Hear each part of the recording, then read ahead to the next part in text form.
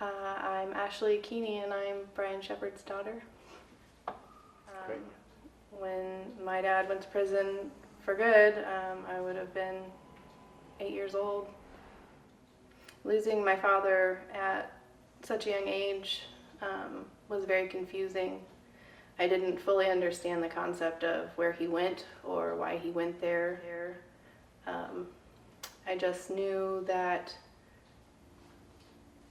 he had made mistakes, and he walked on water. I just thought he was the coolest thing. So it was kind of sad, but at such a young age, you don't really realize the gravity of the situation.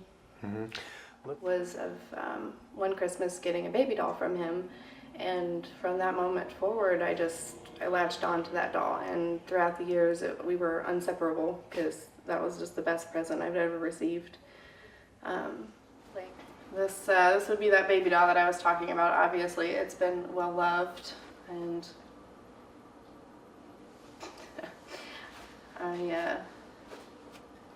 she had an original green dress that was on her that individually disintegrated and fell apart.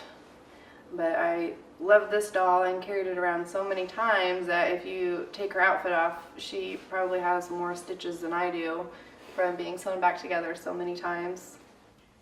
I have stayed in touch with my father all of this time. I did go through some rebellious years as a teenager where I had better things to do than to sit down and write a letter to someone who I haven't known outside of prison walls that I could remember. You know, as a teenager, those small memories that I had were almost forgotten.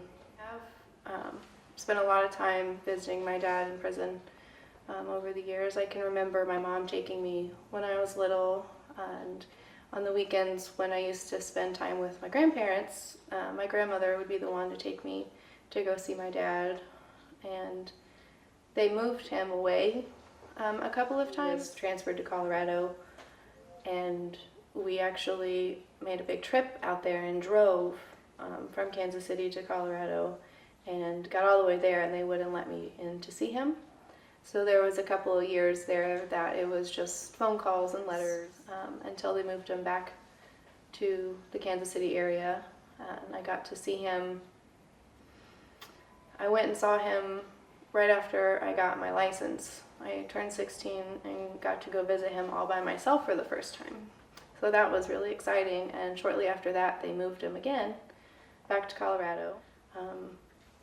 But because of my dad and the person that he has become and the hard work that he put into having a relationship with me, I think it strengthened us because I can now appreciate everything that he's done with what he has.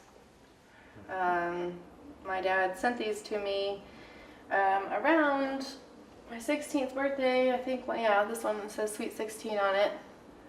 On the back it says, "I love you."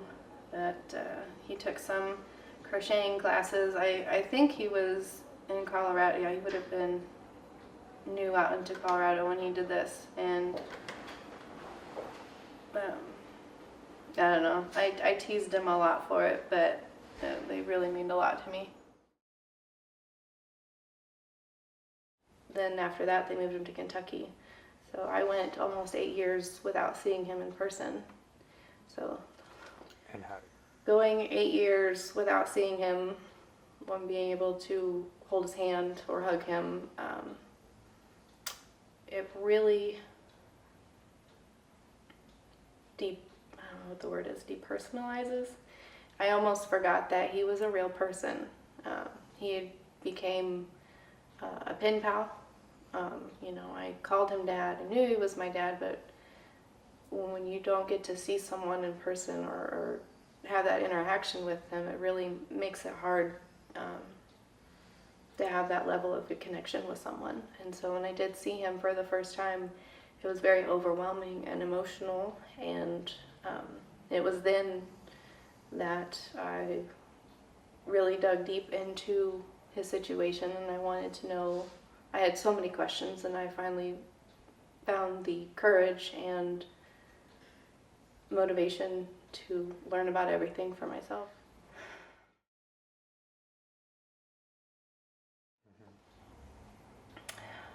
My mother making the choice to keep my father in my life is definitely a good one. I appreciate that she was able to do that, because I know as a mother myself that couldn't have been easy, and that really means a lot to me. Yeah, I have 2 kids. My oldest, Isabel, is 7 years old now, and my son Gannon is getting ready to turn 2. My daughter has gotten to meet my dad. She met him for the first time when he was still in Kentucky, right after her 3rd birthday. He got to hold his first grandchild and interact with her, which was amazing to see.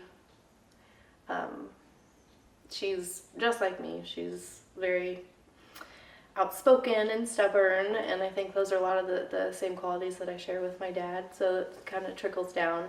And now that she's getting to be the age that I was when he was incarcerated, she has a lot of questions, so that's something that's been interesting to me, is for her basically being in my shoes, getting to look at it from my mother's point of view.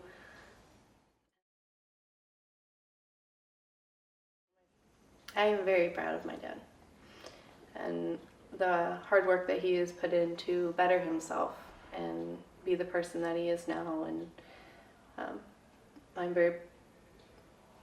I have a lot of respect for him, definitely, which isn't something you hear people say when they're talking about a person who's behind prison walls. This is a card I got just kind of as a I love you and thinking about you type of card. It was in 2009, right before I had my daughter. And it says,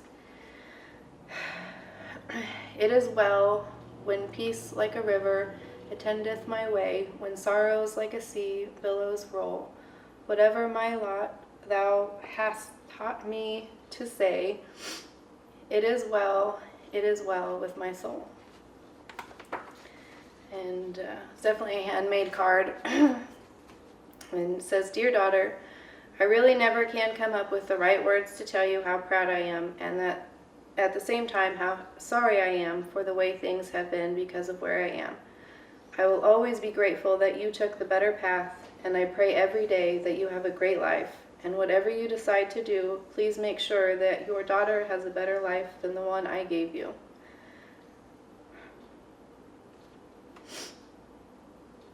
I know that we have much love for each other, but life is mostly hard. So please think about your future and always remember that loving someone and being there to help and to show them you care all works together.